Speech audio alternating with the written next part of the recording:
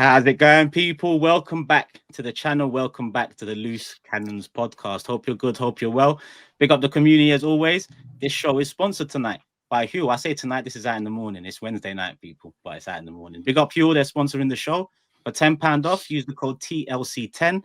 Minimum order £60. I'm going to get into it a bit more later. Big up the panel. Jordan, James in the building. And a big guest. We got a big guest in the building. Thanks for having me, boys. Thanks for having me, boys. Hey, listen, I'm a fan. I can say I'm a fan. I've watched the first 2 episodes, supporting the show, love it. So it's an honor to be asked to come on. Hopefully I can be asked to come on again. We'll see how I do. We'll see how it goes. The community should know. I even got the tea. you know the rotor. Come on. Jordan's already threatened that if we don't hit 50k, he knows who he's blaming. So I'm being kind with 50. The owner of one of the biggest football podcasts, SDS, Jordan just looked at him and gone, "Yeah, but if this doesn't do well." I respect it. I respect the standards. The vlogging is standards. It's the standards. So I respect it. I'm trying to be like you. You know what I mean? Like your pod. Not only one of the biggest podcasts, SDS. If you don't know, you should know, but get to know. It's in the description below. Go subscribe over there to weekly pods, weekly content, and a lot of good people there with good hearts. So show them some love. But also Baller League defending champions, SDS, manager Sharky. That returns season 2 on Monday. Sharky, I was there for the first couple games. It wasn't looking good. And then you just turned it around in season 1. You pulled off an epic last minute winner and won the whole thing, and now you're going on to season 2. I see you stealing players and putting snakes around their necks. It's the love of the game. It's a lot going on, man, but I had to bring the light bulbs out. I had to bring all of that, the drawings. I had to do my best Arteta impressions. Obviously, managed to get it over the line. It was a stressful 12 weeks. I'm not gonna lie to you, boys. It took a lot out of me. I gained weight. I lost weight. I had a lot of spots on my face. I don't know how managers do it, honestly, all year round. 3 months of Baller League. The stress was insane. We got it done. We're ready for season 2. We've done a lot of work in the pre-season, which was the last couple of months. Got our transfers over the line. Managed to keep hold of our MVP, or the whole league's MVP, Kazai Sterling, former Spurs player actually. But we found some common. He's an Arsenal fan, so it's fine. He's an Arsenal supporter. It is what it is, bro. Yeah, he's an Arsenal supporter. He's one of us, so it's all good. But yeah, ready for season 2. But the pressure's on now. We've got people like Nico involved. He's always going to do everything big. Idris Elba's involved now. Yeah. Chloe's got her own team as well. Chloe Kelly, another Arsenal associate. So I'm excited, man, because the target was already on my back, but it's gone even bigger now. Got a lot to defend. The Turkish and all of you boys as well, James, Jordan. Love to have you guys come down as well at any point on me. That, man. I just want to say there's a certain team in North London that could do with a big boy manager. So I'm just saying, if you want to apply to the white side of North London, I'm just saying maybe they could level up with yourself and do a thing. You know what I mean? I think I'm all right. SDSFC, I got a big job on my hands. I think I'm fine here for now. I got a good team around me. So Jordan, they just won the league. You want him to go backwards? Yeah, exactly. What? Yeah, no, it's going well. I'm excited. Monday it starts, of course, like you said, and it's going to be another good 12 weeks, hopefully. 100%. Go show SDS channel some love, and obviously Baller League every Monday. It's live on YouTube. SDS are part of it. Sharky's a part of it. They cover it on their channel too. So yeah, show Sharky some love, and I'm sure it won't be the last time, because Jordan's requirements will be met, because the community has been showing love for the love. Hit the like button. Make sure you are subscribed. Huel's sponsoring the show, so big up them. But before we get into the football and stuff, Jordan, James, it was your birthday Monday. How was it? Big 30.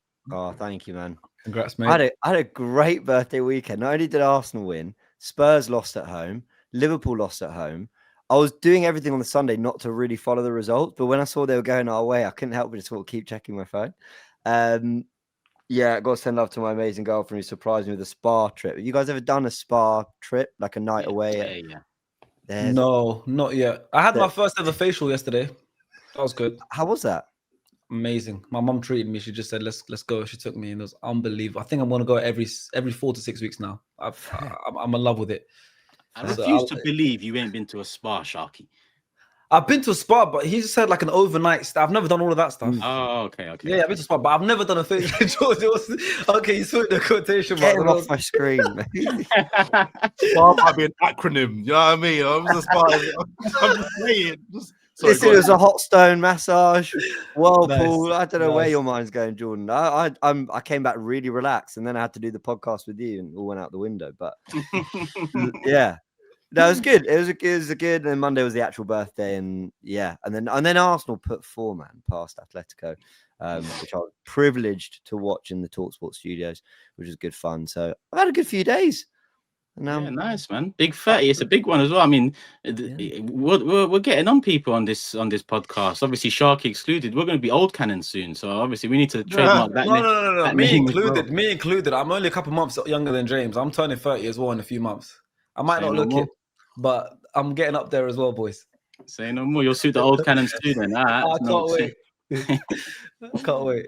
And Jordan, how you been anyway? 4 good days for Arsenal and Arsenal fans, but in terms of private life, everything blessed? Everything's good, brother.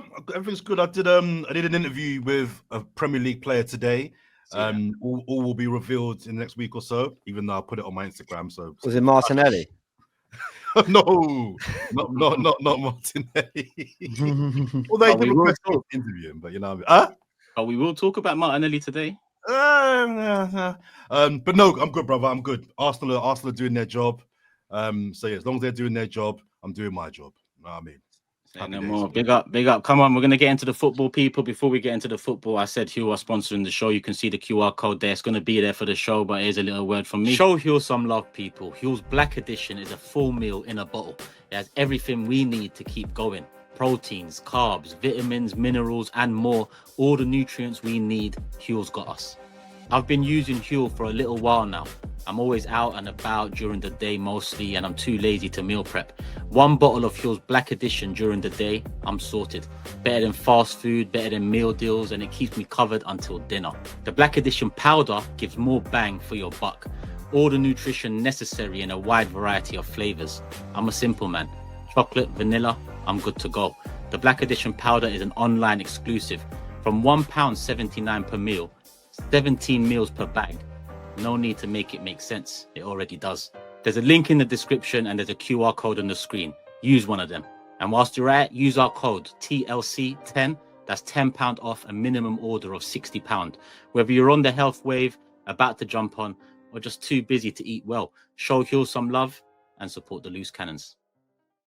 Come on, people. Show them some love. QR code there. I see Jordan smiling throughout. Listen, levels. Look at my boy acting at the gate. I love it. I ain't acting, man. I'm trying to jump on the health wave, bro. I need the proteins. I need to do what I need to do. This is gonna sound bait, and this is honestly, it's gonna sound bait, but I don't care. I have been drinking Huel for the past kind of couple of weeks. The strawberry and cream. Yeah, they got strawberries and cream and strawberry banana. Strawberry and cream's the one though. Slaps. Yeah. Right. Don't send me nothing. I'm not looking for a freebie or nothing like that. I'll buy it, whatever. They sent me a few packs, so I'll send you one. Send it over then. Actually, use the QR code, bro. What am I saying here? Minimum order £60, £10 off. QR code TLC10. But I do want to say, community, this is because of you. It's for you, but it's because of you. Episode 3, Huel.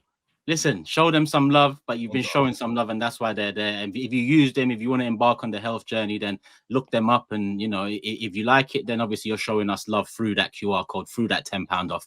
So show them some love, and let's get into it, because I know there's a few comments already saying, when are they going to get into the football? Now, 8 minutes, 47 seconds in, and I'm chaptering this show with the help of James. James, I've got it. Don't worry. I clocked 5 minutes in that we need to be doing that. Well, the first 5 was all right. It's all on the one. What do we call the first 5? Introductions. I don't know. Niceties. Niceties. Love. Yeah.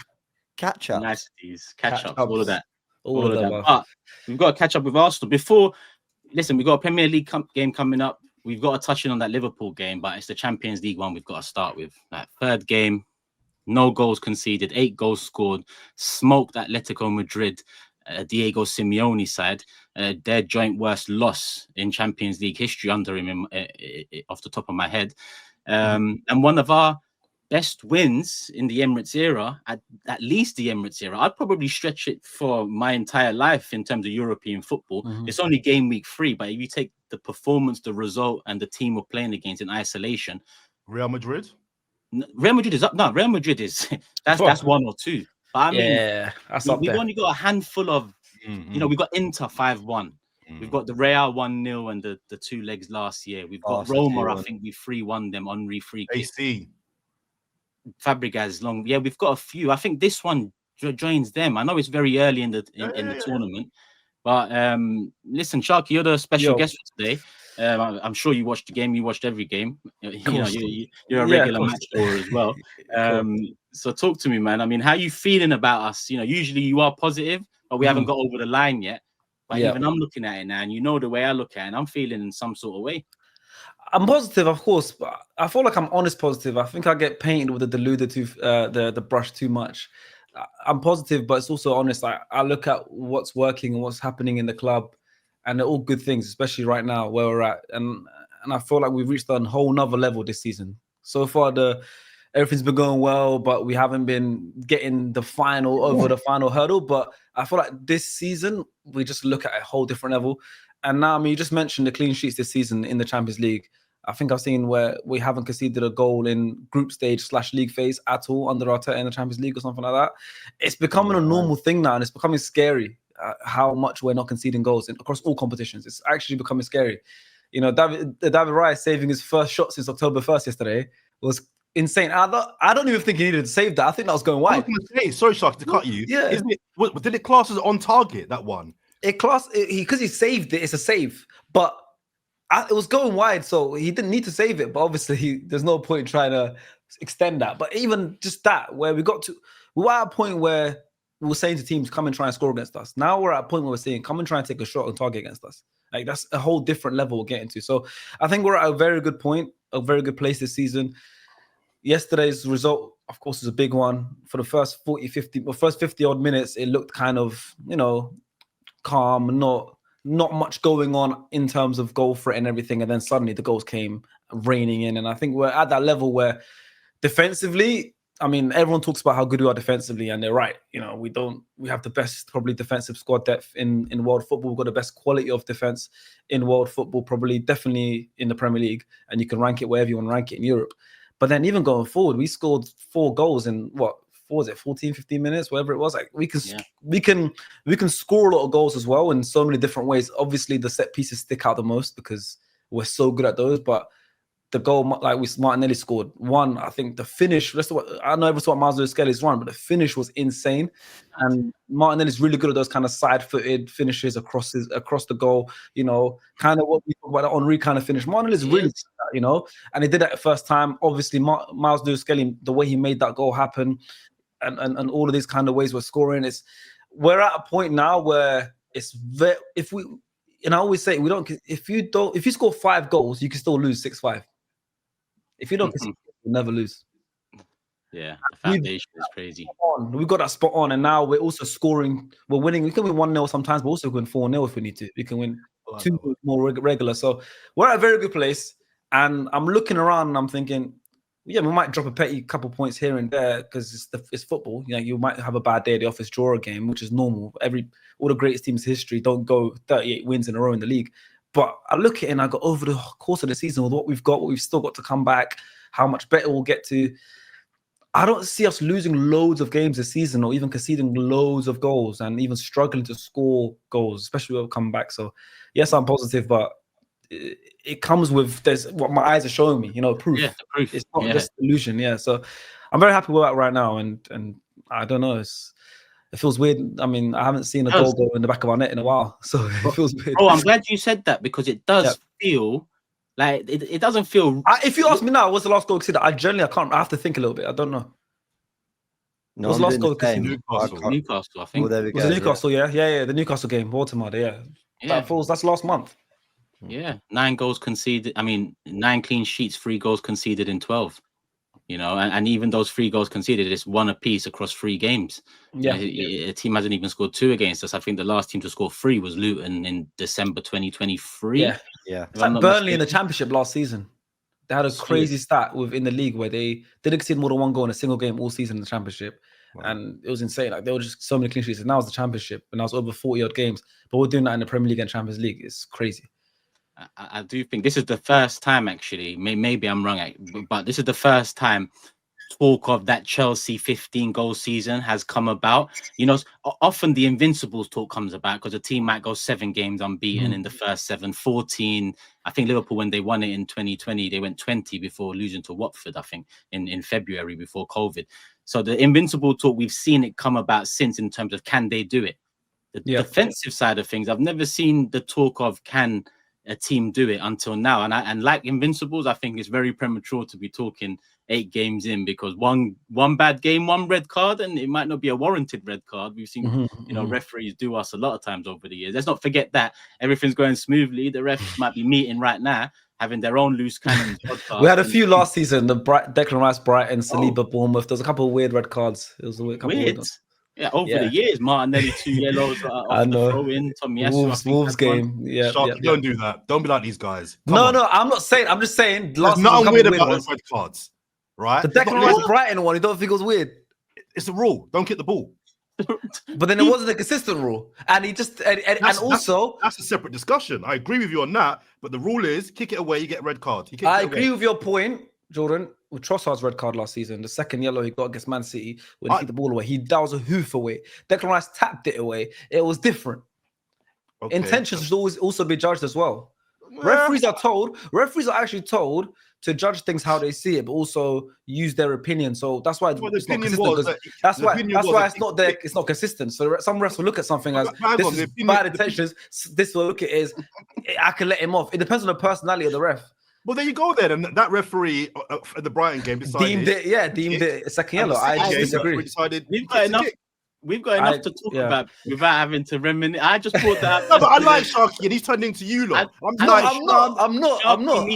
Jordan meet Sharky as well. Oh yeah, we've been acquainted. What we got to deal with. Also, we had referee bullshit on Saturday, just a few days ago. Forget last season. I thought Saturday was complete nonsense. But hey, Jordan started.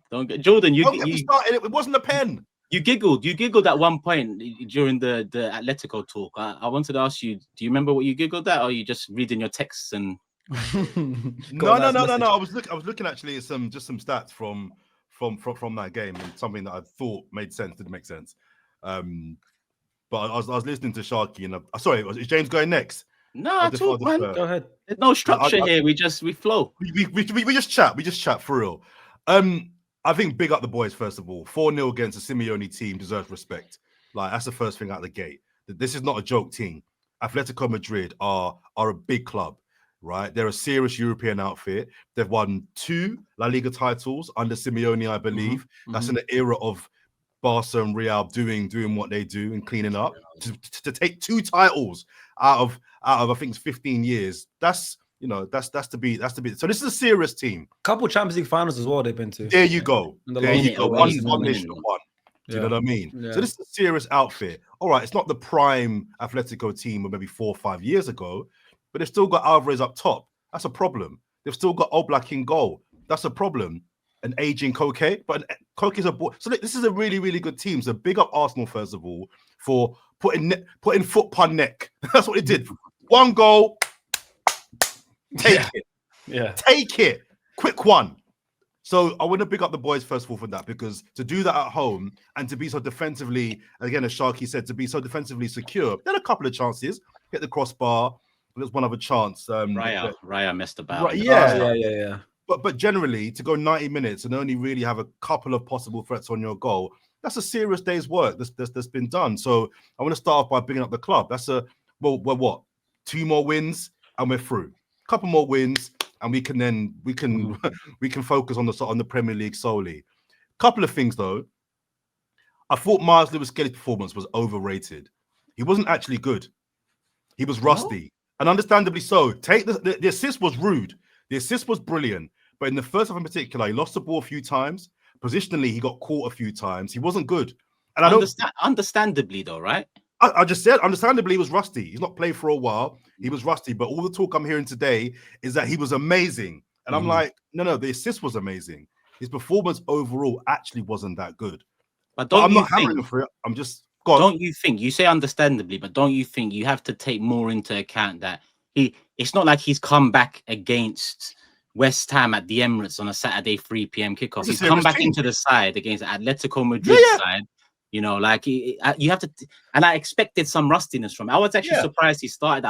He started, but rustiness is expected. I don't think he was. I don't think he was crap. I'm just saying. The narrative today that he had a brilliant game isn't true. He had a brilliant moment. You mean? He had a brilliant moment, but if you watch the game in the first half in particular, he was positionally caught out a few times, and he lost the ball quite a few times. I'm not surprised about those things as well, because that's the way he plays. He's obviously naturally midfielder, and his midfield. You saw the way that assist. He takes a lot of risks. He drives through teams, tries to make 100% midfielder type passes, which means he's going to be caught out a little bit when he's playing the ball back. But I agree. You're totally right. To play the way he plays, you will give the ball away, and you will cost your team a few times. I totally understand and agree with that. I'm just saying, let's be honest about the performance. It wasn't a brilliant performance. It was a brilliant moment. But so I want to just flag that. And something else that I wanted to flag as well. So Martinelli, the flirter. Now I'll call him Martinelli today.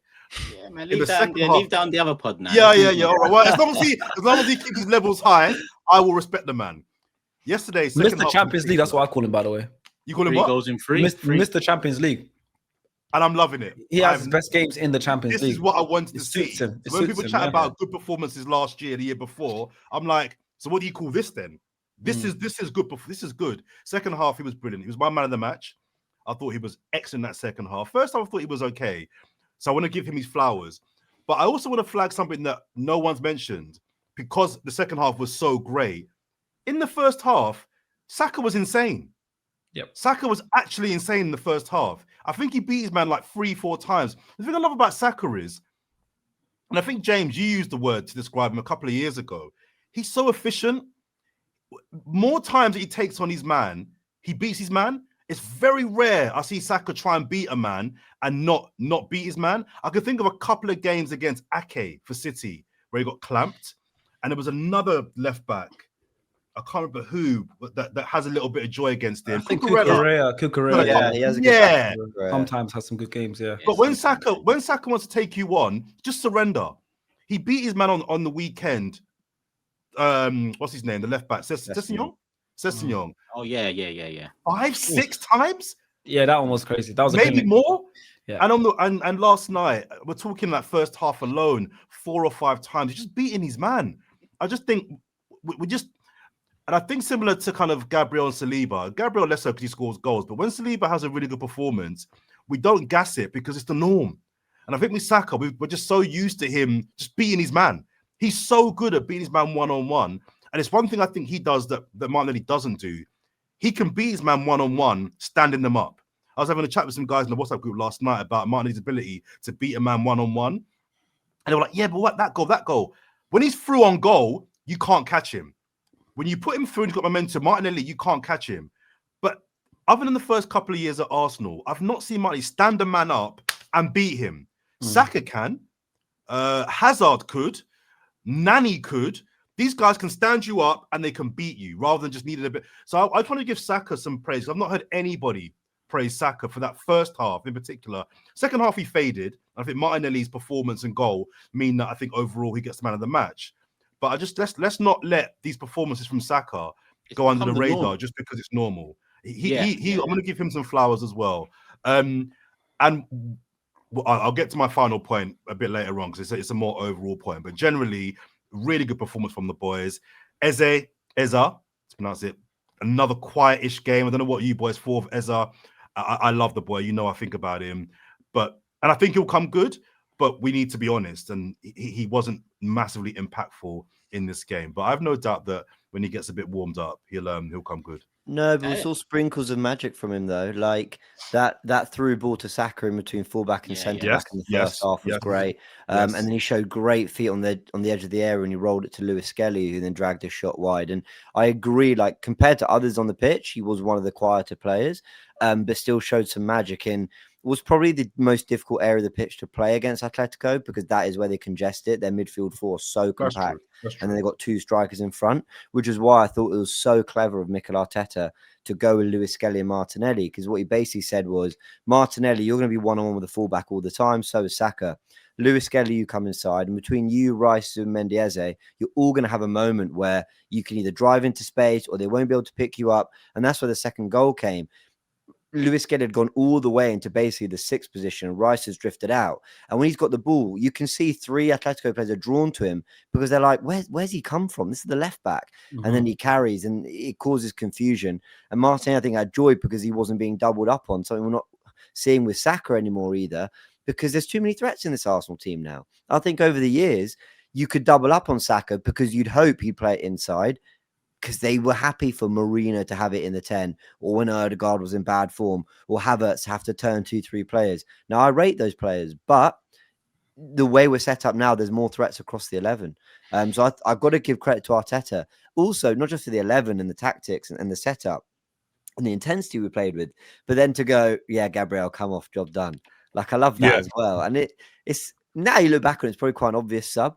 But I love that he did that. He said he basically, it was salt in the wounds for Simeone, wasn't it? I'll take Gabriel off. Like, that is really taking the piss. But he didn't do it to take the piss. He did it because there's so much football to be played. His rotation's been very good this season, Mikel. Very, very good, man. He's using the squad really well. That's what I think. He's definitely, he's using the squad really well. We've got so many different weapons at our disposal, like off the back of what James was saying. And we still haven't seen Havertz play, really. We still haven't. I mean, Odegaard's been unfortunate this season so many times. Noni, you see how he started the season and he's been down.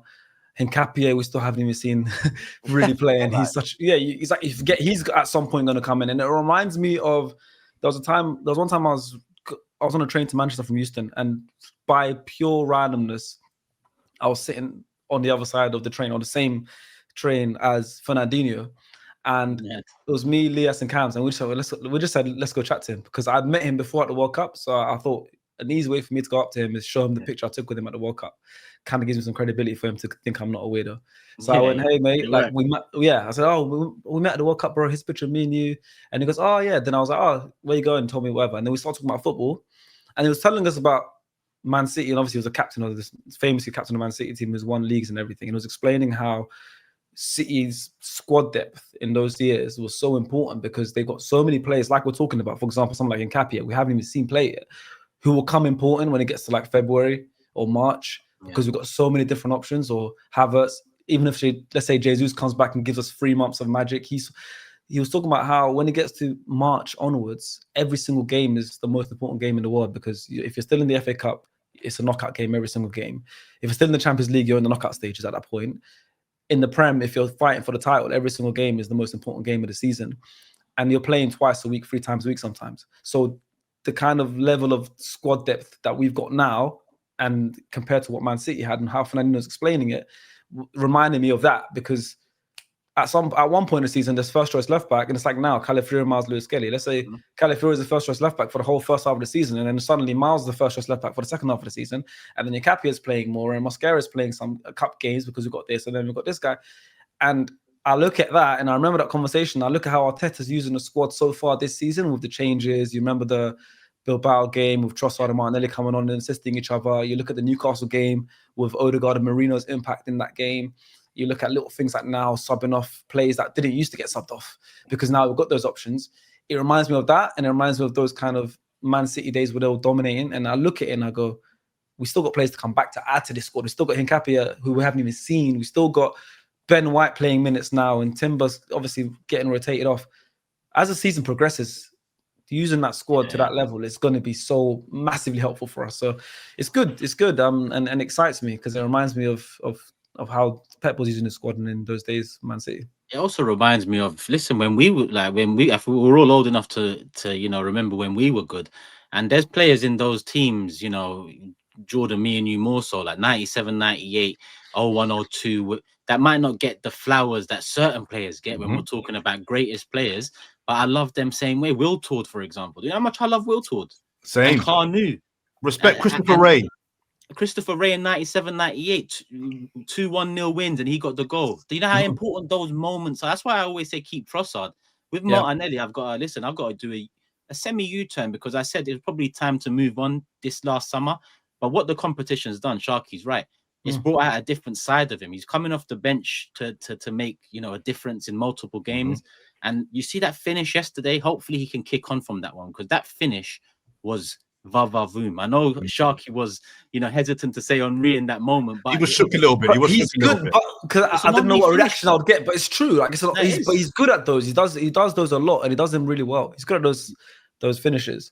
For It's an sure. elite finish because that wasn't where he spotted a gap and went for it. He has had to guide that away from the reach of the goalkeeper. It's an elite finish, like really fair play to him. And he was allowed to execute that elite finish, going back to Lewis Skelly, because the pass was perfect. It wasn't too far ahead of him. It wasn't too far behind him. He hasn't got to worry about. He just got. It's in his stride. It's just there. You go. Finish that off. So as elite as the finish was, the part of that is the pass that had to be perfect. It had to be. He couldn't have to readjust his stride. He had to just put it in my stride. I'm going to clean up. So big him up. A big up. You know what Martinelli really benefited from in this game? There was running forward. And so often last season, especially, we kept talking about him running back. Now, the work rate was there as always. In fact, I think one of the first big chances when Eze hits a crossbar comes from them trying to cross-field pass, and he gets his head on it, wins it. Gyokeres, I want to talk about Gyokeres, by the way. I thought his hold-up was good again alongside the 2 goals. But what Martinelli was doing was we were going long to him. Do you remember early in the second half? We pumped the ball long, and he takes a really good first touch, turns inside, we start the move. Obviously, he then scores the goal, and then after that, Zubimendi with a left-footed pass over the top. He was benefiting from running forward, and when you're giving him the ball to feet every time, the fullback can get set quite quickly. When you're doing it sometimes, and the rest of the time it's over the top, or it's in between fullback and centre-back, and there's a range of ways you're getting the ball to him, you're giving the fullback hell. I mean, Llorente, I don't know how long he's been playing right back, but I know he's typically a midfielder. That's what you want to do. You want to be these players who are not in their natural positions, ask them questions. I thought Martinelli did a brilliant job on and off the ball, so credit to him. And I just really wanted to talk about Zubimendi because I've been saying, amongst all the praise of Zubimendi in the last few months, I've been saying, I think he's been really good, but I probably wouldn't give his spell more than like a 7 at a push 8. And the reason I was saying that was because I thought last night was a 9 or 10. Like that was a performance that I thought I was waiting to see that. I kind of think the closest we'd seen was Athletic Bilbao in the Emirates Cup game. I mean, true. Right. I mean, it's clubs he's played against, right? He knows the clubs really well. Spanish clubs, maybe. That's what it is. No, very true. But I just thought he ran the game again on and off the ball. Like it's getting to a point where I know people say in football, say so many times when we discussed Arsenal that it's a given that teams should work hard. I don't know how many work harder than Arsenal. I really don't. Every player chases, every player gets back. And I know that we've got defensive units as individuals. But oh my word, as a collective. And Zubimendi's come in. A lot of people were worried, is he going to need that Jorginho protection a little bit? But on the ball, he's sensational. But off the ball, he's been magnificent as well. I thought if it weren't for Gabriel quite literally getting a massive opening goal and then an assist, I think Zubimendi would have got my man of the match vote because I just felt he did everything from back to front perfectly. I mean, that little chip and then ball over the top to Gyokeres on the edge of the D. I mean, that was class as well because he roams into other areas of the pitch. That's something that our DMs of the past didn't always venture away from that 6 role. But Zubimendi, Rice, they constantly alternate. And again, he's benefiting from this game. Did you mention his pass for the 3rd goal? Well, that clip ball over the top to Martinelli. Yeah, it was more Martinelli. About Martinelli, but yeah. Very nice. Like, and to be honest, he was nominated for Player of the Month. So as much as I agree with you, his performances were kind of going under the radar for me. I expected a bit more. I would have said more 7-ish, than 8. But he's grown into the role, in my opinion. I can't lie. Gabriel, my man of the match as well. I know Jordan said who was it for you? I went Martinelli. For me, Gabriel, probably on this show as well, on the previous pod, we probably didn't give him the flowers he deserves in terms of the conversation enough. But the way he's moving, our most important player, from top to bottom. And, if we go on to win something this season and he maintains a similar level of form, he will be our player of the season. Mm-hmm. That's the level he's hitting now. He's being decisive in both boxes, and if he does make a mistake, he's on to making up for it. We've seen him make mistakes and then make up for it in the same game with a goal before. Gabriel's an absolute juggernaut. Arteta's best signing, do you think? Yeah. All in. I agree. I'd say Declan Rice is a big signing as well, but the 30 million was it 30 million Gabriel? Yeah, 27, 30. Yeah. I'd say that kind of Turkish. The mere fact that we've mentioned Zubimendi, Saka, Martinelli. I think someone mentioned Raya earlier on, and I know James wants to talk about Gyokeres. You're a hater. But we've mentioned all those players, right? And we haven't mentioned Saliba. Just says how good the level is right now, because we all remember at least a decade, maybe even two, of not having one good centre back, let alone a partnership. Yeah. And now we've got people say one of the best centre backs in the world, and he doesn't even get spoken about game in, game out. That's the level now. The player that most teams across the world would say have one defender from any club, it'd probably be Saliba. He doesn't even get mentioned anymore. Not because he's dropped his level, but because the level for everyone else has gone so high. It says a lot about back to our recruitment. Yep. But just the fact that we've got two top centre backs in a time, like I said, we went Turkish. Correct me if I'm wrong here. 2 decades. I would argue 2 decades without more or Shelby less. was our best defender for the More or best less. part of 2 decades. Mm-hmm. Can I ask you guys? He was all right, but you're not going to win a title or get top 4 with Koscielny. Do you know what I mean? So can I ask you guys who? I always unapologetically say that, you know, I got into football in the Emirates era. Literally 2006 was the first season I started watching. Champions League final was the first game. So look, I didn't watch 90 minutes week in, week out of Campbell, Toure, and great partnerships of the past. Do Saliba and Gabriel have the potential? Of course, they need to get over the line. Do they? You know the question. Do they have the potential to be the best partnership we've ever had? What about the Adams and Keown and Steve Bold days? I mean, you spoke about Chelsea conceding 15 in the season. We conceded 17 in 98, 99. Now, I know I'm same age as you, so my first game actually was the year before, was 2005 FA Cup final against United. So I'm still as well, you know, Emirates era is my time. But going back and looking, I mean, even that partnership or that English back five as a defense, I mean, but listen, Saliba and Gabriel, I think they can go and chat to any of those partnerships, especially if we add a title or two. It's a conversation we've had across in terms of all-time Premier League defensive partnerships as well. If all we need to back our arguments is some silverware for most fans to actually give them that praise. But for me, if you're just looking at just pure ability, pure quality, pure, you know, partnership combination on ability, I think they're close to that level already. I think the trophies just cement their like legacy in terms of appreciation for sure. I think, to your question, James, they potentially could eclipse our previous successful partnerships. And I look at Sol Campbell, right? Sol Campbell doesn't get spoken about enough in conversation about the best centre back of the Premier League era. So always around Terry, Vidic, and Ferdinand. They're definitely up there. Yeah. Sol Campbell is in that mix, right? But I see so many qualities and so many similarities in Gabriel's defensive work in Sol Campbell. Sol Campbell, for the size was a big guy, tenacious, strong, couldn't beat him in the air, wouldn't give up, timing for tackles was really good. But you could argue that Gabriel's edge in the opposition box, maybe it could potentially, if he can win a title, take him beyond Sol Campbell. I think they're on par defensively, right? I think that's a debate, right? But what's not a debate, Gabriel is he our top scorer now? Nah, Gyokeres. No, I don't think he is, but he's got a few already, which is insane. Like, come on, man. It wouldn't surprise me by the end of the season, this guy's on 10 goals. That wouldn't surprise me. That would surprise me, but it would surprise me for sure. But it's just like you. I mean, I wouldn't look at it and go, "You want to bet me? I bet you he gets 10 this season." I hope he does. I hope you win the bet. I'll bet you, but I hope you win the bet. I want him to get 10 goals. I got no problem with that. But what another thing about Gabriel that not many people mention as well is his passing ability. You know, his ball playing. He's comfortable. I know he had a couple slip-ups against Fulham, but that happens. But in general, I think he's pretty solid. His passing ability is very good. You know, he's comfortable with the ball. It's an area he's improved on massively. I mean, when he first came, he was a lot more prone to error. I think now he's a lot more. He's solid on the ball. I look at him and I'm not worried at all. Saliba's more good with retaining the ball. You know, if someone's running at him, he'll turn him nicely. But if in passing, I think Gabriel might edge it. I'm not gonna lie. And Mosquera is another one that I think just has that balance of both. Go ahead.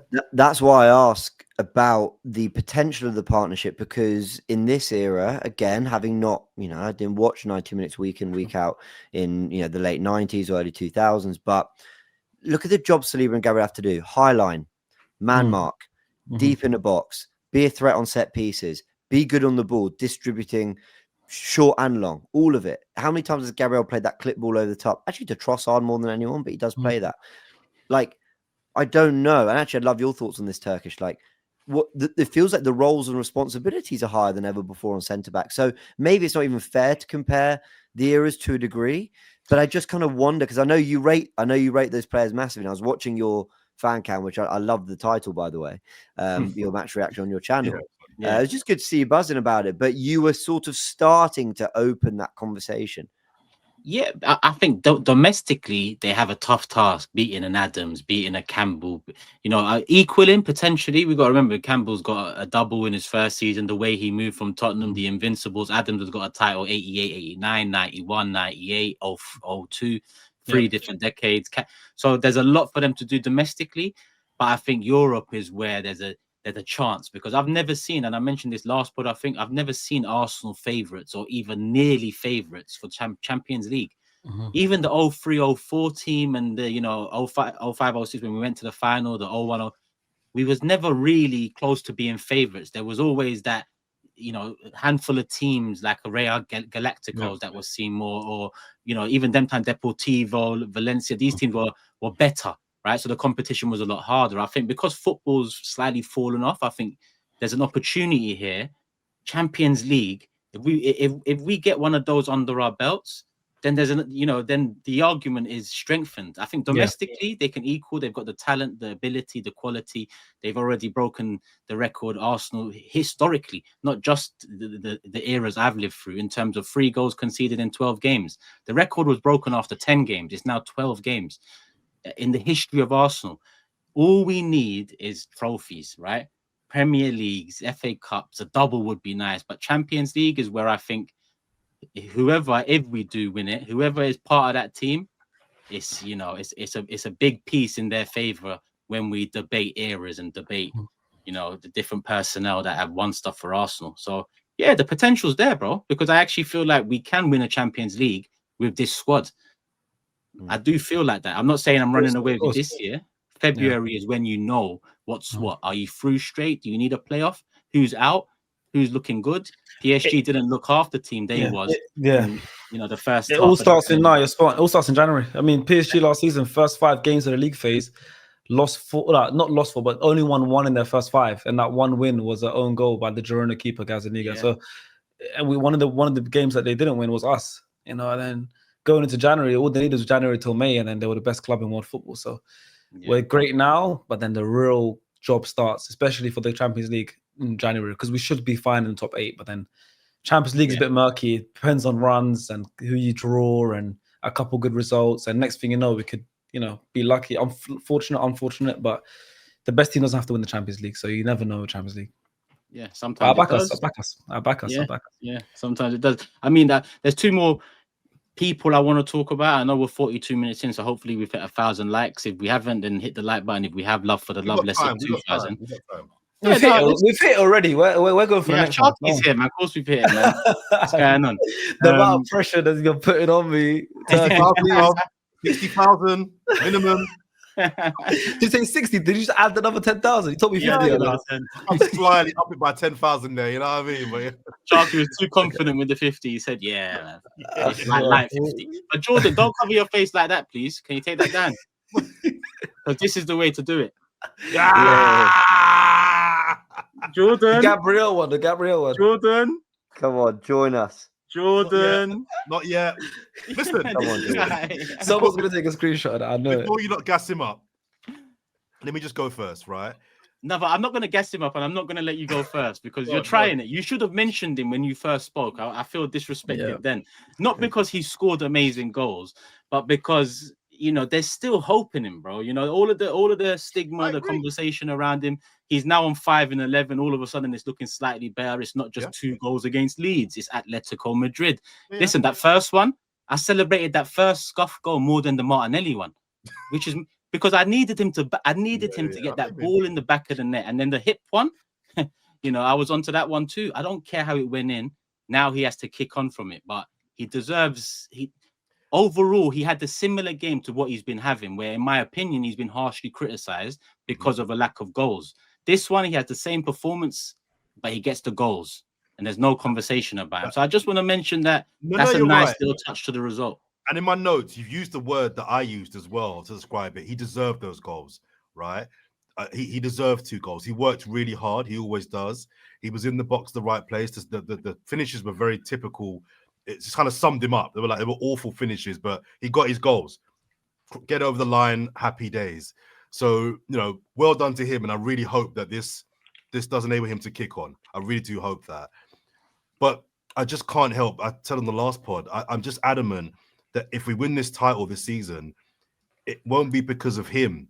It'll be because of Gabriel, Saliba, and Rice. And the back four. I think we're going to win this league because defensively we're a beast, rather than we're going to win it because we've got a real gunman up top. Is that okay? That's okay. Anyways, okay. I think. Yeah, anyway. I think not for me, but that's a different discussion. But I think, gentlemen, he's the only weak part of our team.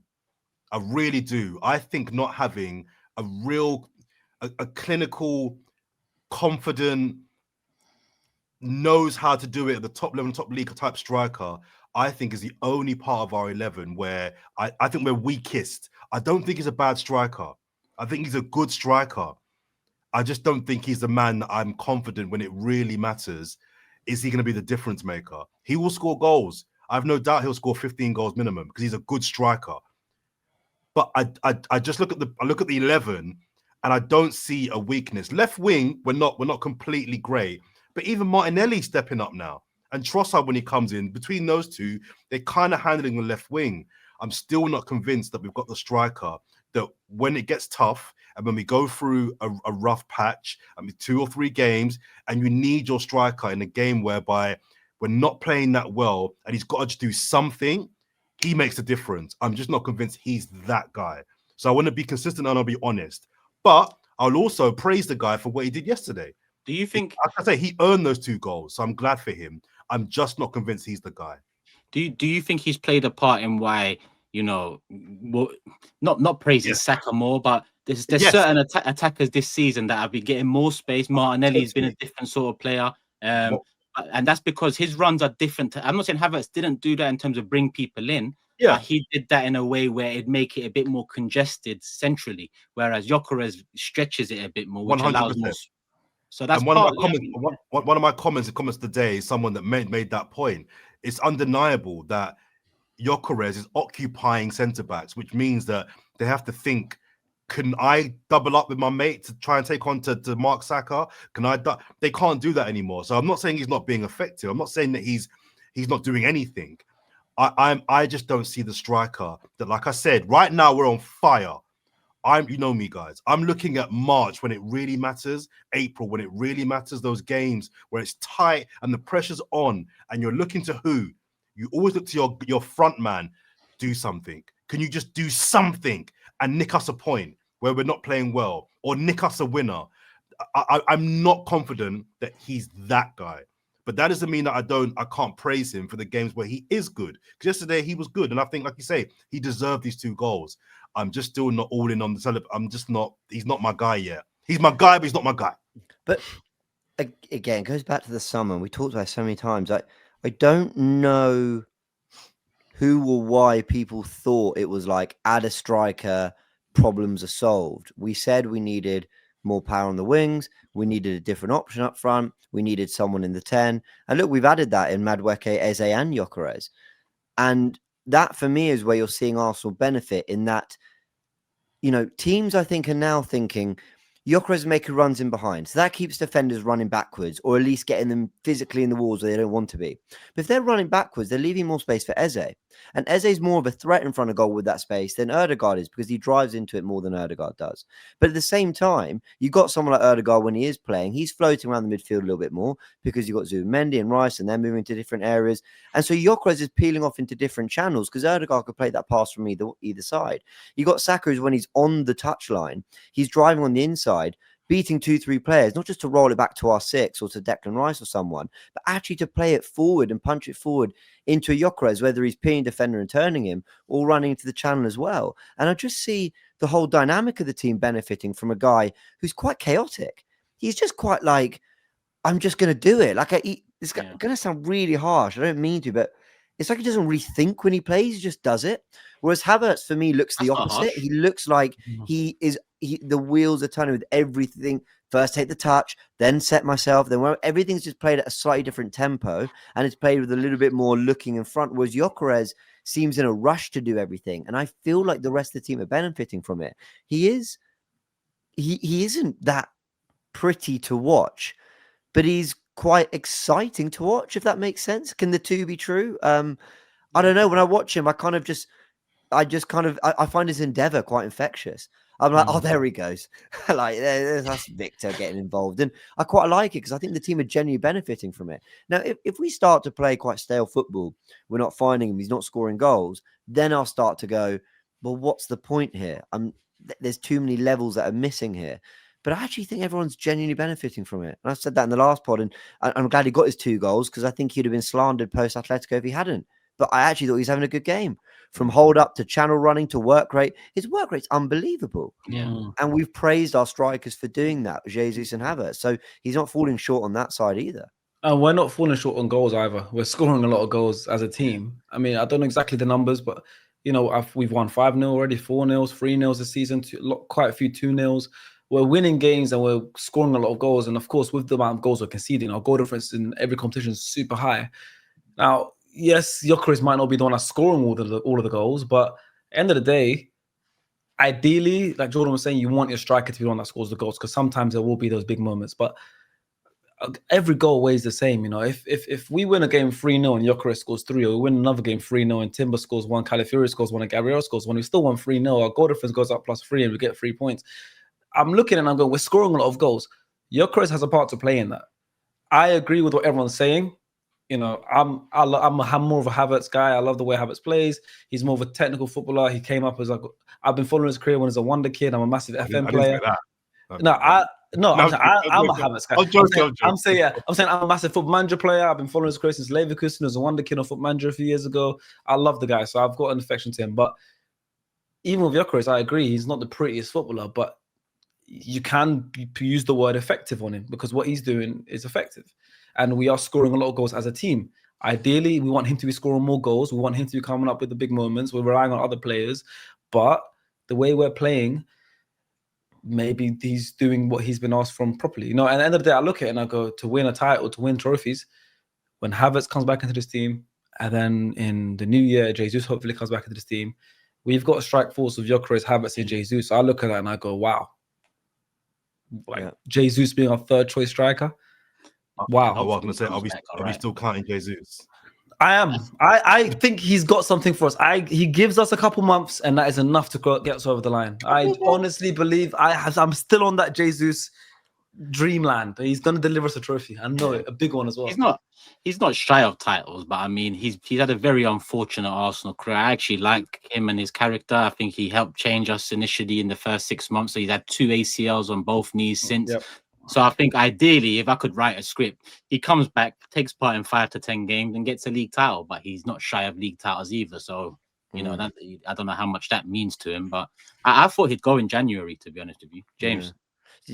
So this is quotes from Arteta on Gyokeres. He says he deserved it because everything that we were seeing in terms of what he was bringing to the team and how much he was helping the team in many areas, apart from scoring goals in the last few weeks, there was no debate about that. It was about keeping belief in himself, that emotional state that he can enjoy it and play freely. I think he certainly has done that today with a big smile on his face. Look at his teammates as well. In the picture and the video, they're all so happy for him because he fully deserves it. And look, Arteta can have a tendency to sort of say what he wants in press conferences to drive a certain narrative, but I think he wholeheartedly means everything he said there, because I think we as fans are feeling that too. And he does raise a really good point, which was the celebrations around Gyokeres when he scored. And there's definitely a vibe around Arsenal at the moment. I mean, you see that clip of the fans shouting at Bertie, "You changed my life." Yeah. You see that? Yeah. And I was in central London yesterday and there's red and white scarves everywhere. There's just an energy, and there has been, I think, since that Eze announcement at Leeds in particular. But with that Gyokeres goal, I don't think the players are just happy for him because he's a nice bloke and they're happy he scored. I think they're genuinely happy for him because they're probably feeling like he's doing a lot for them. And there's that sense of like, kind of good on you, mate. And, I don't know. I feel like Gyokeres will be the target because of the celebration, because of the way he looks on the ball. He'll be the target. And because he's a striker of £65 million and there's a lot of hype around it, he'll be the target for a lot of very quick slander. But the reality is, we're top of the league. We're scoring goals, as Sharky has said, at a really strong rate. We're defending well. He's playing his part in that too. I just respectfully, I don't really care. Do you know what I mean? I'm in the same boat as you. I'm not even going to be someone that's going to be criticizing right now. If I need to criticize at a point, I will. Why am I criticizing someone now where, like you said, we're scoring goals, we're top of the league, he's part of it, he plays every game. He's our top scorer this season. So I don't care enough. I care more about all the good things we're doing right now, and he's part of some of the good things we're doing. So that's where I stand. Go ahead. And that's the beauty of Jordan, because when everyone sees the bright, shiny gold, he sees the speck of dirt that might need a bit of cleaning. I'm not happy. I'm happy. I'm joking, man. I'm joking. Sorry, I know you've got a few more things you want to rattle through, because I know we're over, but there's no rules. Yeah, that's fine. I've got a general point I want to make in a second, but just finally on the game itself, we talked about Gabriel and him scoring so many headers now. The deliveries from Declan Rice are insane. And with Kevin De Bruyne and Trent Alexander-Arnold leaving the league, there's a genuine discussion now. Is he the best set-piece taker in the league? I think the only player off the top of my head I can think who is better or can level with him from set pieces is Reece James. Reece James is insane from a dead ball. I don't know who else is delivering balls. It was James Ward-Prowse 2-3 years ago for a good spell, but true. Okay, that is true. I'll give that. Yeah, he's up there as well. But he's almost overtaken Saka with these deliveries now. Saka was like our main guy but he's now doing free kicks and corners. They're just perfect. They're just perfect. I saw an angle yesterday. Someone posted a TikTok just from the match, and there were the side where he took the corner, and it's the Gyokeres goal where Gabriel headed it back into the other post. And I see the way the ball travels, and it goes so high and so wide, and it curls all the way back to the back post. It's insane, like the quality on that delivery. It's like you can't stop it because of the way, and then it comes down at a fast rate as well. You see that clip you saw? I've seen it as well. Sorry, it's like the Payet free kick. Yeah, it's so high. It's not coming down. It's like, it's weird. It's like, how could it go that high, but also end up? Angle, probably about half a second before it came down to Gabriel's head. It was still super high. Like, it doesn't make sense physically. It doesn't make sense. But there's been a debate about who's better out of him and Caicedo in the last couple of weeks. I think it's a genuinely fair debate. I rate Caicedo highly. I wanted him the same summer we got Declan Rice. I rated him highly, right? But Caicedo can't do that. He can't do that. There's many Chelsea fans would argue there's things that he can do that Rice can't do. I can't think of many, but when you've got a guy that has that weaponry in his armory, I'm sorry, if you've got a guy that every single corner pretty much he's hitting the money, every single free kick he can not only cross and set up, but he can score them as well. I agree. I love Caicedo, by the way. I was at his first start in the Premier League was against Arsenal at the Emirates. They smoked us. They killed us. That's when Mwepu scored. I think maybe it's like 3-0. I don't know. It was a bad time. I've always been an admirer of Caicedo, I agree. I'm a big fan of him. I like even till now. I like the way he plays and everything. But football's about as a player. And I was talking to this about with a friend of mine, Lias. I'm talking about the most important thing is how much value you bring to a team. I think Declan Rice brings more value to the team than Caicedo does. Right, because of the things you said. Of course, as a midfielder, him and Caicedo have very similar traits where they're both very good tacklers of the ball, very good, movers of the ball. They're just solid all-round midfielders. But then you add the set pieces, then you add the free kicks, then you add Caicedo's got he can score a long range, but so can Declan Rice. Declan Rice, when you add all those things, he brings more value, I think, to a team than Caicedo would. His passing maybe just pips Declan Rice. I think he's maybe potentially, but also Declan Rice is a very technical footballer. He can pass it long. He can put long range passing, short range passing. So even if Caicedo might pip it, it's fine. But at the same time, what I'm saying is Declan Rice's set pieces doesn't only pip it. It takes another. So I think he brings more value to a team. And I always say that you can debate who you think's a better player, but who brings more value? And I think the answer is Declan Rice, and he brings so much better at a lot of different things as well. I think Caicedo is probably better. Firstly, I think Rice is an 8 and Caicedo is a 6. I think Caicedo maybe receives off the back four, kind of back to play, turns really well, kind of really neat on the ball in tight spaces, lovely distributor from deep. He's a sensational player. I think the thing that annoys me about the debate a little bit is every time we want to put Arsenal players in conversations with those who've done things, we're always told, well, let's see when they do it. I've seen Rice ball out the Bernabeu. I've seen Rice, sensational for West Ham en route to winning a European trophy. People will say Caicedo won the Conference League. Come on, Rice won the... Well, actually, it was a Conference League. It was the same competition, but with West Ham. with West Ham. Yeah. Before his big move. All I'll say is that I don't really know why, our players are starting to actually do things. But when we want to talk about them against some of the very best, we're told, well, no, we've got to wait till they've... Saka, do you remember when people said Saka to prove it in the Champions League group stage before that you could be called world class? It's little things like that. It's like, okay, Caicedo is sensational, but we keep being told that our players need to prove certain things. So, Caicedo is unreal, by the way. Unbelievable. But, let's see what he does in the quarterfinals against Real Madrid. And I'm sure he'll be brilliant. Man of the match, home and away for Declan Rice, by the way. Exactly. Insane performances. And he's had that in a lot of games. So it's, complete midfielder performance. Unbelievable. Even minus the set pieces just as a midfielder. He's had so many big game. And I think he's the one, when I look at a big game, when the going is tough, and he's one of the players I look at and I go, he's going to drop a minimum 8 out of 10. You don't see Declan Rice stinkers. You don't see a quiet game from Declan Rice. I think he's an all-round. He just loves the battle mentality. I think as a player, physicality, everything. As a technical player, his technical ability doesn't get spoken about much. Do you know what's scary? Yeah, I think there's another level in him. I agree. Think there's more. I think there's more from him. I'm going to start being a bit harsher on him because I think there's more in him. I think he could go to another level. I think when we win the Premier League, he goes up a level. I think getting over the line and adds a certain something to you as well in terms of more seasoned. Do you get what I mean? It's not just age; it's also experience. I think that's the next step. Because let's not forget, 3 years ago, this guy wasn't a set piece taker. No, we're all talking about he wasn't this West Ham's designated set piece taker. And now he's ours, and he wasn't even ours until that Dubai trip in January in the season, Yeah, that was a major change as well. Yeah. But yeah, I mean, listen, that's the way. When our players are playing well, they're not better than Tom, Dick, and Harry. When we're beating teams like Real or Atletico, they're not what they used to be. It is what it is. We just need to do what we need to do and win this league. On the league, we're going to move on now. Premier League people. We got Palace this weekend, but our last pod was before the Liverpool United game, where we all assumed that Liverpool would bounce back, beat United, and then close the gap back to 1 point. But as it stands, I predicted 2-1. I predicted 2-1 to. No, you didn't. I wasn't on the show, but I generally predicted a draw. I predicted a 2-2. I didn't think Liverpool would win. I said 2-2. I understand. I predicted a draw. I had 3-0 Liverpool. I thought. I don't blame you. No, I don't blame you. A lot of my friends did. I don't blame you. We thought it was at that time, but it wasn't. So we are 3 points ahead of City in second and 4 points ahead of Liverpool and Bournemouth, who have identical records in third and fourth. I just think it's Liverpool's 1 win extra that puts them above. But it's very early days. Palace on Sunday. But I mean, looking at Liverpool, they've just bounced back against Frankfurt, a healthy 5-1 win. But Isak hooked at halftime.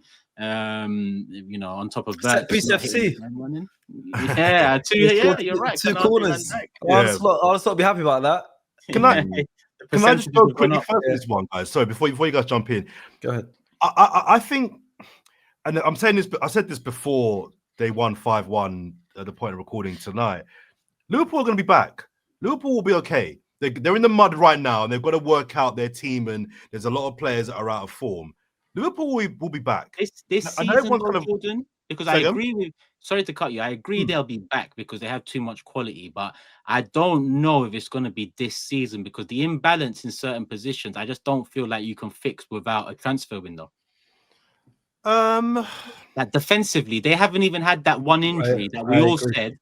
We all said if Liverpool have one defensive injury, they're doomed, right? They haven't even had that one injury, and this has happened. They had the ACL to that Leone defender, right, in the Southampton game, and now, of course, he hadn't played a game yet. But I agree with Turkish. I don't think it's this season.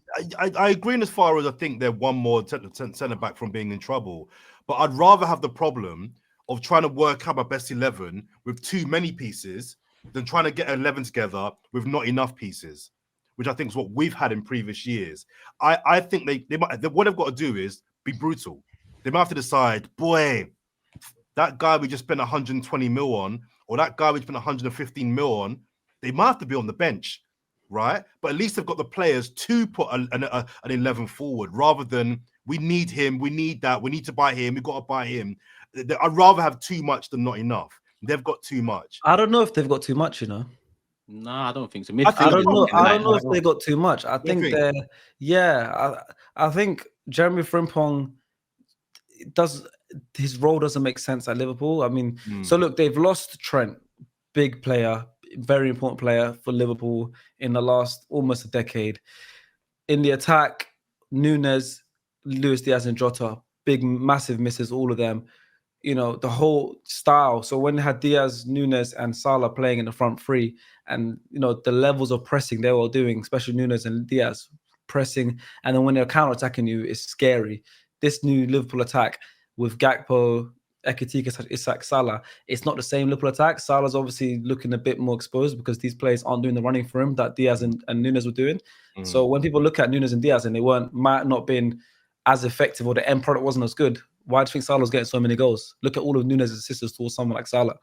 Now it's not working as much. If you look at Frimpong and Gyokeres, it's not working as much. So I don't think they got too much. And also, McAllister's looking exposed this season because who was that runner in midfield? So Bosley, where's he playing? Right back. So now he's lost his runner in midfield. So I don't think they have too much options, actually. I actually think they have a very lopsided, I think they have a very lopsided, weird team. They got so much quality. They got loads of quality, but I think they'll come. I think they'll figure it out. But between now and when they do figure out, let's say it's January, and if they go on a cool run, they will drop more petty points, and I think the gap could get bigger.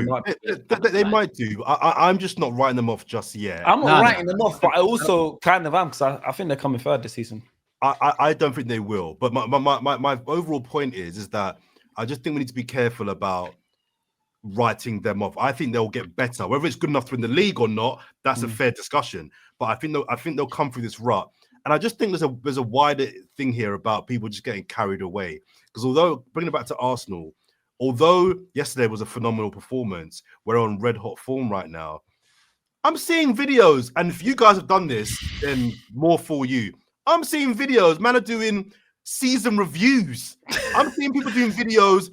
Let's look at our predictions. I'm like, what prediction could you have made in July that is disproven or proven in October? What are we doing here? No, man, who's doing Arsenal running away with it? I'm like, who's doing season reviews? I've seen people doing. Let's look back at our predictions and let's look. I'm like, what's going on? What are you talking I think that's about? the landscape of football in general now, though, because every week there was something different. I mean, game week 1. City against Wolves, people were saying Tijani Reinders could be the best midfielder in Man City history. I've not heard much about him since. Game week 1, United was celebrating losing to us 1-0. Within 10 days, they'd drawn to Fulham and lost to Grimsby, and now it's ramming them out.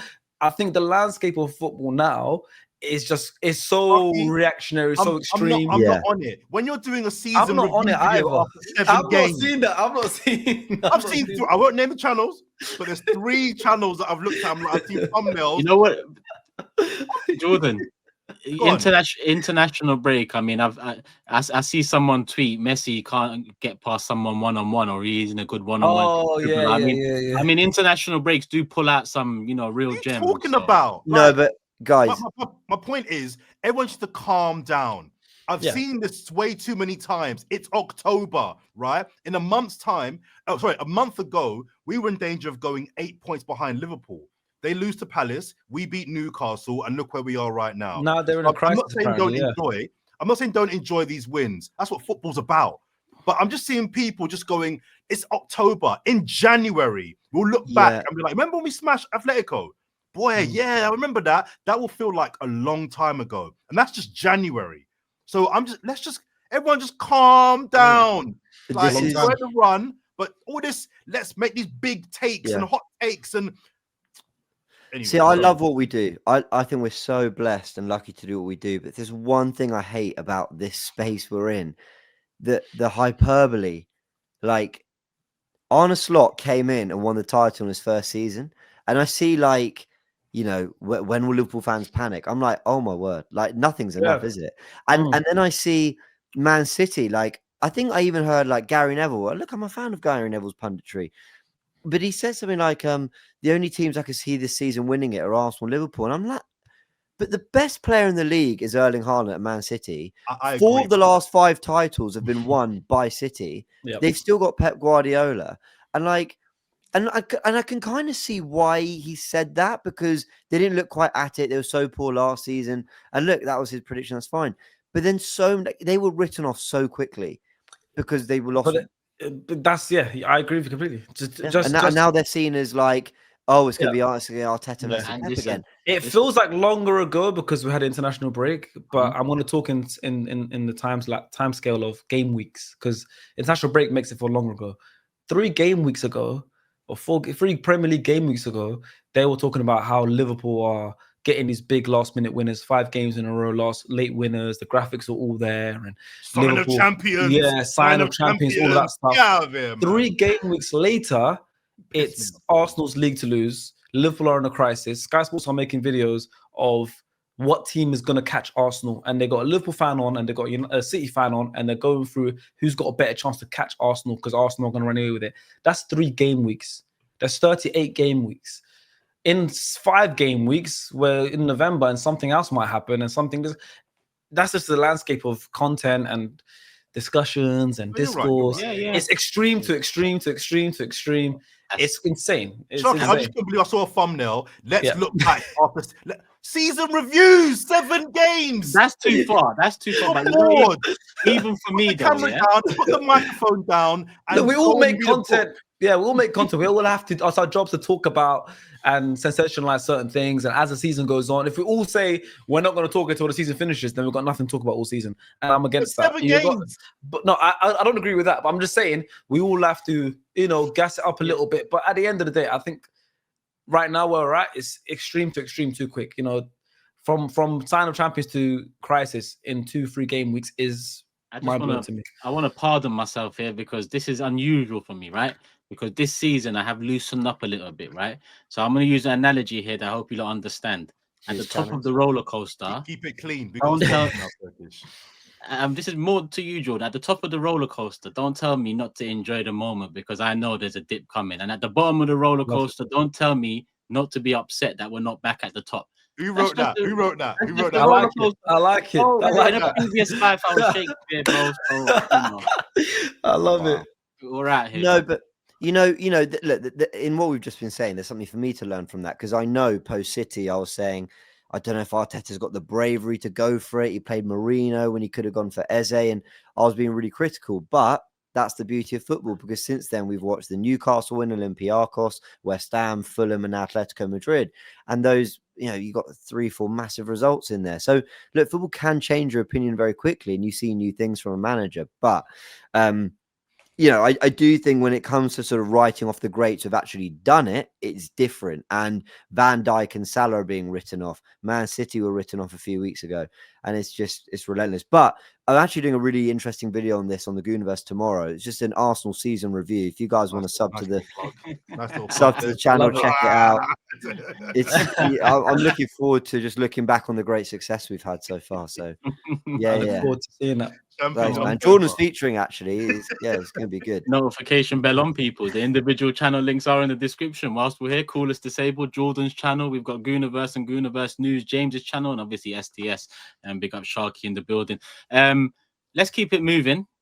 Onto Palace. I mean, I don't know what exactly people want to touch in on. Obviously, it's Eze's homecoming or second homecoming. You could call it coming back to Arsenal a homecoming, and you can call this Sunday a homecoming. But aside from that, is there any stressing points that anyone has to make? Maybe lineup wise, maybe tactically. Glasner, Palace, they've been doing very well. They even fought back against Bournemouth last weekend, 2-0 down at one point, 3-2 down at another. They probably should have won it. Yeah, they probably should have won it. I think Mateta at the end. What a miss. Yeah. So we're coming up against a good outfit, a team that beat Liverpool recently too. Well, they're playing Thursday night, aren't they? Yeah. Yes. Who have they got? Let's have a little look. AEK Larnaca from Cyprus. Away. Yes. Away? Is it away? They're away. They're at home. So they're all right. Okay. Still local then. I think that 2-day difference is not to be underestimated. But also, am I right in saying that all of our rivals play before us, the day before us? Should we have a look?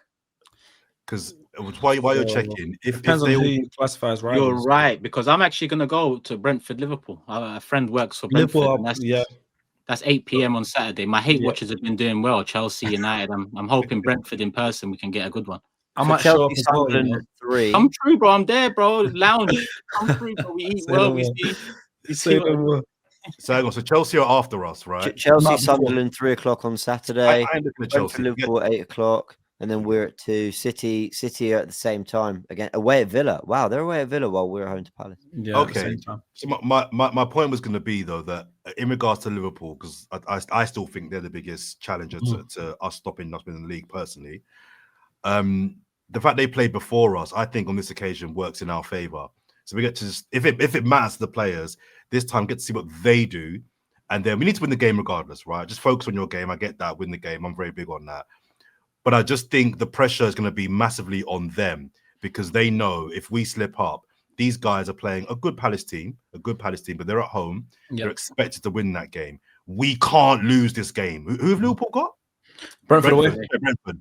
You know, they can't lose to Brentford. Even a draw, things start getting, you 2 points behind. Brentford away is tough. Brentford away is tough for everyone. Game. Even for them last season, I remember off the top of my head last season, they went away to Brentford in their league winning season, and it was 0-0 for a long time. And it was the same weekend we actually got a good result, or we were waiting to play after. That's right. And Darwin Nunes scored 2 late goals. Scored 2 late goals. Yeah. So it's a different Brentford team now. They've got less. They're weaker now than they were then. But they've been good. Even the West Ham away win. Thiago's looking good as well. Yeah.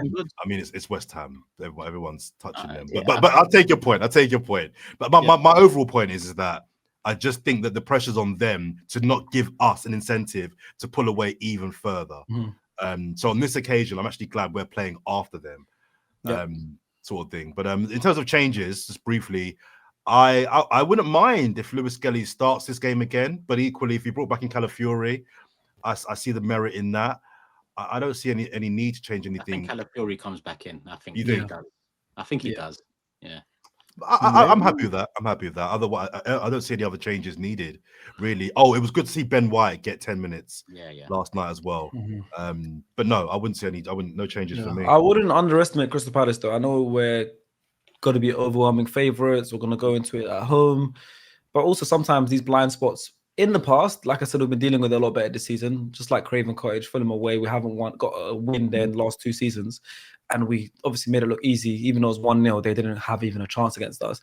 But sometimes you look at teams like Palace, and they've been really good this season. You know, they had the thing where they kept updating their bio. I know the last couple of games, they haven't, they lost and then they drew one. So they've only lost once in 19. So they've still got a very impressive record. They got some good players, man. Of course, Mateta is firing. He's going to be very good. Pino's come in. He's been good. Sarr and Pino behind him. Adam Wharton, very technical player in that midfield. They've got some good players. Obviously, your guy's there, bro. Your guy, Eddie. Eddie as well. I love Eddie. I love Eddie. Yeah, of course, I love Eddie. So they've got some good players, and they can hurt us. But obviously, I back us. But I wouldn't take them too lightly. For sure. They've got a really unique threat with the wing backs. That's what kind of worries me. Munoz and Mitchell, I think Martinelli's going to get the start because of his ability to kind of get back on track. Someone like I wouldn't be surprised. Yeah. But also to try pinning back as well, not just track back, pinning back, because Trossard, will float in. So I think Martinelli deserves the start after that goal. You know what I mean? So it makes sense. I think Calafiori comes back in and everything else stays the same. Yeah. Should do. Yeah. Yeah, Cala comes in and that's it. I wouldn't do anything else. Yeah, I think I'm good. I'm interested to see. I mean, not that we haven't seen it over the years already, but in terms of Gabriel and Saliba dealing with a threat. But Mateta, he just keeps growing, and he's a bit of chaos himself, as well as application in that box. And he's kicked on from a positive season last season, and I just want to see how we deal with them, because Glasgow's football's good. The transition there, they're a positive team in terms of their approach. So it'll be interesting to see how he actually sets up. It's those 2 players in the half space in the pockets just behind him. It's the Pino and Sarr. They're very good. So and then obviously Mateta is running it.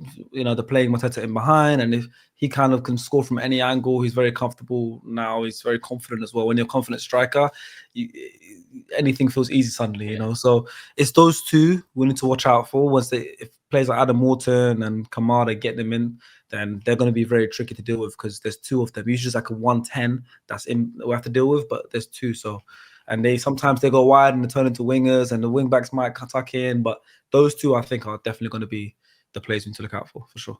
And not saying anything. Sorry, Turk. Not saying anything particularly revelatory or original here, but it would be good to get a couple of goals in the first half. That'd be nice. Only because I just think I hope we don't kind of fall into malaise of 60th minute. We'll get a corner. We'll be all right. Or we'll win it in the 91st minute. I don't want to get into that habit. Them games should be like last resort if we're struggling. We've got that in our armory, but I'd like us to kind of be really in control, score-wise, not just possession and chances, score-wise in the first half. Obviously, everyone would like us to be winning 5-0 in the first half, but not even one. I think if we can get a couple of goals in that first half, that for me would show a different side. I don't think we've had a 2-0 lead at halftime. Well, maybe we have this season, but we've not had many leads. We did, but yeah. Apart from Leeds, I can't think. I know what you mean. We don't really run away with games kind of early on. Just lock it down early. Just do you know what I mean? I wouldn't mind seeing that, but Palace is not a joke, so it won't be easy. But it's the Emirates. I expect a clean sheet and I expect to win. That's just my standard now. Everyone comes to Emirates should be getting beat. We gave up 2 points to City. We're looking to win the Premier League. There's certain away games that I can forgive. Points dropped. At home, nah. Sorry. Yeah. Did you see Sean Dyche in his first press conference as Forest manager talking about set pieces being in vogue? And I didn't see that. What did he say? He was saying it's like he says they're in vogue now, but you know when we were doing it 10 years ago, no one loved it. But that's football. It moves on. He says it's like every 10 years it's skinny jeans and it's flared jeans, and then he says, I love it. His daughter always slides him off whatever jeans he wears. Out to work nonsense. That's what he says. Out to work nonsense. I meme of him just stood there. Now I think of him, I just think of that. Now, man, hey, fair play to the Sean Dyche of the world, the Tony Pulises of the world. You know, they've influenced the football of today. So fair play to them. Long throws, set pieces, big men, physical battles. That is where we're at today, and that is the current meta of the Premier League. And we've adjusted to that really well. We've been building that for a couple of seasons. You just got to play the game, and you got to adapt to survive. That's how it works. I know we're wrapping up, and it's probably a discussion for a different day. But overall, the football in the Premier League is crap. It's not good. Let's have it right. It's not good. Who's playing good football? Crystal Palace and Bournemouth.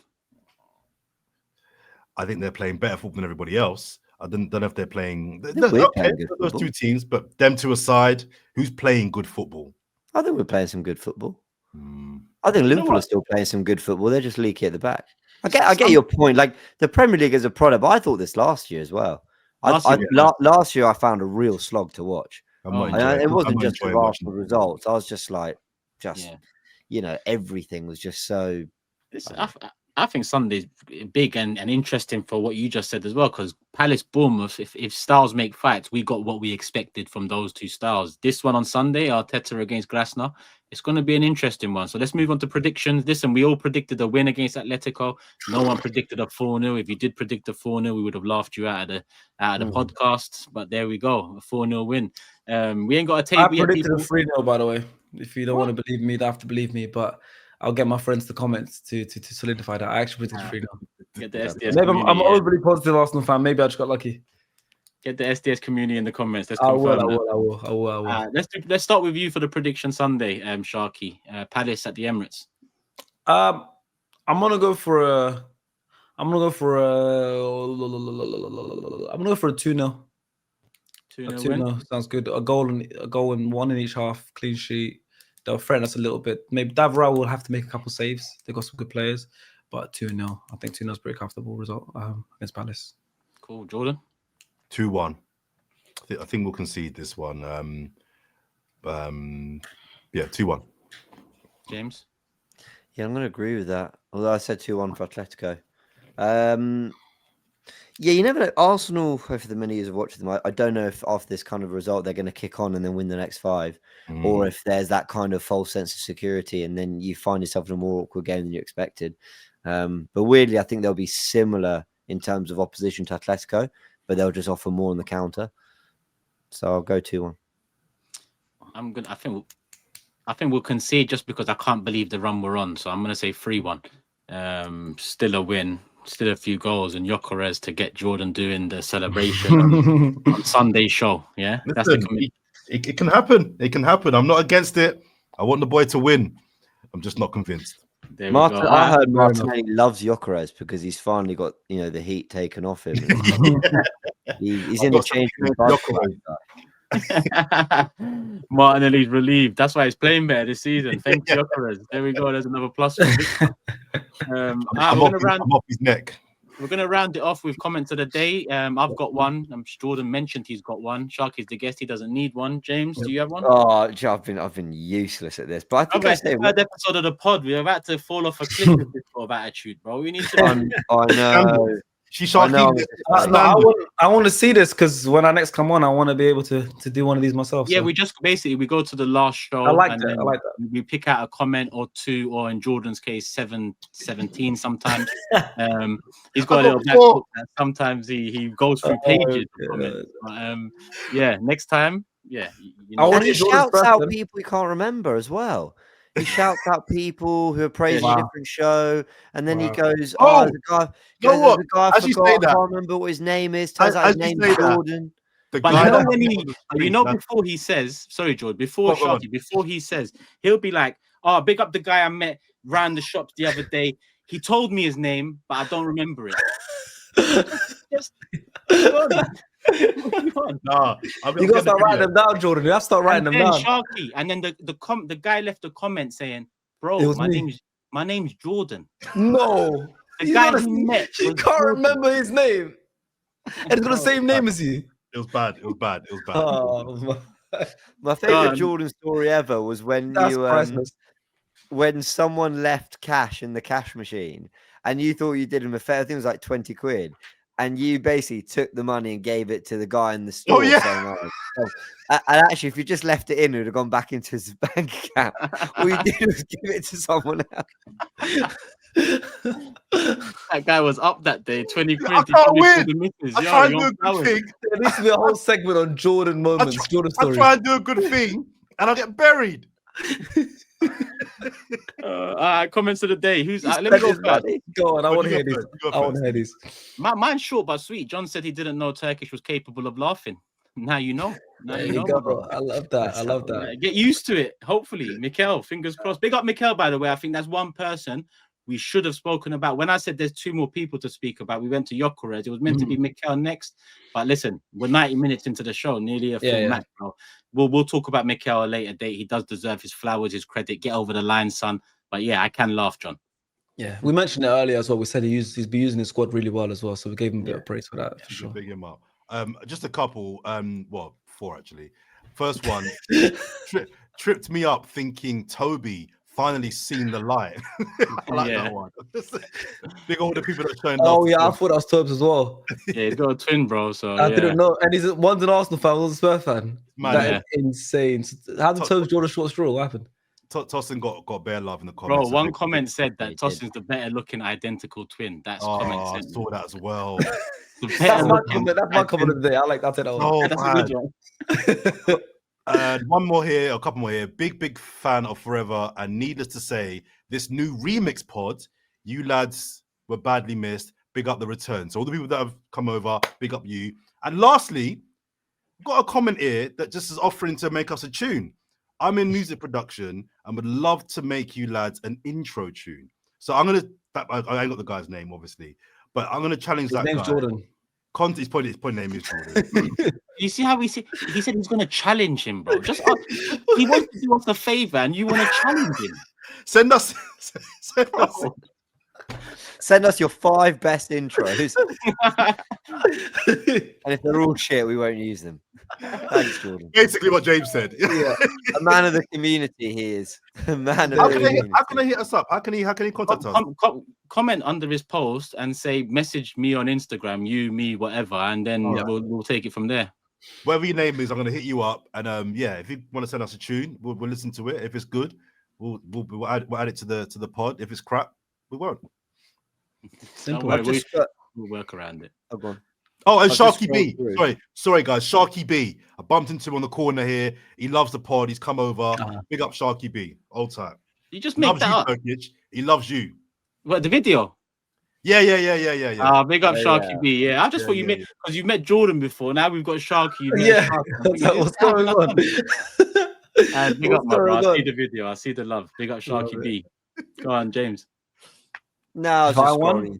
I was scrolling through, and I mean, I caught one that is going to make me watch for future ones.